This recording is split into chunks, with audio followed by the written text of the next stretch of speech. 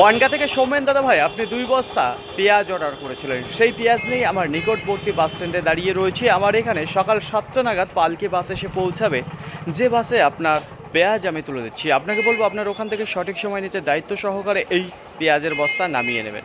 এক ঝলক দেখাবো আপনার জন্য যে পেঁয়াজ আমি নিয়ে এসেছি। তো আজকে যে পেঁয়াজটা যাচ্ছে আপনার দেখার জন্য নিয়ে যাচ্ছেন যে আপনার ওখানে এই পেঁয়াজগুলো চলবে কি না।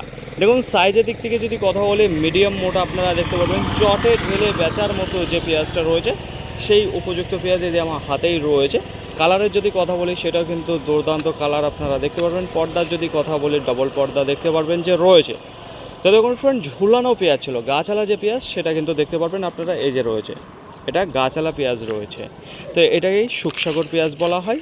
এই দেখুন সেই পেঁয়াজ, কালার দেখেছেন, দুর্দান্ত কালার রয়েছে, সাইজটাও কিন্তু দুর্দান্ত রয়েছে। অসংখ্য ধন্যবাদ দাদা ভাই আপনাকে আমার প্রতি বিশ্বাস করে এই পেঁয়াজ অর্ডার করেছিলেন। বাস এতটুকুই আপনাকে বলার ছিল। আজকের মতো গুড বাই।